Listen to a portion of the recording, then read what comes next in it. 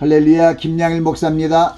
오늘 5분 설교는 믿음의 성장을 이루자 하는 주제로 말씀을 전합니다. 성경은 우리에게 다가오는 시험을 하나님이 기뻐하시는 믿음의 모습으로 성장되게 하는 좋은 기회로 삼을 것을 교훈하십니다.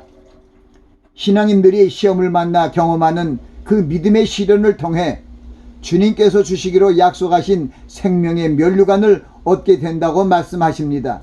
그것은 인내를 통한 믿음의 시련이 열매를 맺어 천국을 유업으로 받게 한다는 교훈의 말씀입니다. 영혼 없는 몸이 죽은 것 같이 행함이 없는 믿음은 죽은 것이니라는 말씀은 우리의 믿음이 하나님이 기뻐하시는 믿음, 즉 살아있는 믿음이 되라는 말씀입니다. 우리에게 임하는 시험과 고난의 시간을 이기기 위해 주님의 말씀, 즉 복음을 믿고 인내하며 나아갈 것과 세상과 타협하지 말고 오직 믿음으로 순종하는 삶을 살아가라는 말씀입니다. 우리 기독인들의 믿음의 성장은 그리스도의 형상을 본받는 길로 나아갈 때 바르게 성취되어 갑니다. 주님께서 아무든지 나를 따라오려거든 자기를 부인하고 자기 십자가를 지고 나를 쫓을 것이니라고 제자들에게 이르신 말씀이 바로 우리들이 나아가야 할 신앙의 길임을 알리시며 교훈하고 계십니다.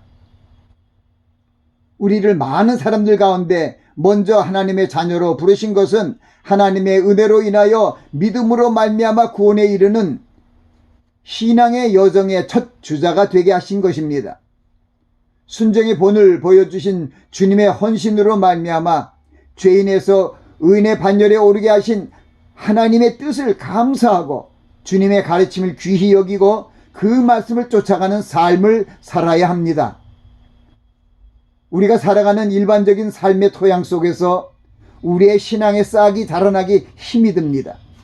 그러므로 성경의 가르치심을 받아 인내하며 삶을 살아가므로 강건한 믿음의 싹을 틔우며 하늘을 향하여 자라나야 합니다. 신앙인이 걸어가는 믿음의 여정의 목적지가 하나님 나라, 하늘나라임을 명심하고 주님의 강림하시는 그날을 소망하며 나아가야 합니다. 신앙의 모범을 보인 바울 사도의 표대를 향하여 그리스도 예수 안에서 하나님이 위에서 부르신 부르심의 상을 위하여 쫓아가노라는 말씀은 우리들이 본받아야 할 교훈으로 마음에 간직해야 합니다. 주님이 강림하신 날까지 주님의 가르침을 쫓는 바울 사도의 본을 받으며 우리의 삶의 터전을 믿음을 성장시키는 토양으로 삼고 바른 신앙의 길로 나아가야 합니다. 우리가 믿음 안에서 성장되기 위해 무엇보다 인내의 삶을 살아야 합니다. 주님께서 보여주신 인내의 삶, 나아가 사도들이 보여준 인내의 삶은 우리의 교훈으로 삼아 우리도 인내의 과정을 통해 믿음의 성장을 이루어가야 합니다. 믿음의 핵심인 예수 그리스도의 복음, 즉 새 언약을 확신하고 소망 가운데 인내함으로 믿음의 싹을 피우고 믿음의 결실을 이루어가야 할 것입니다.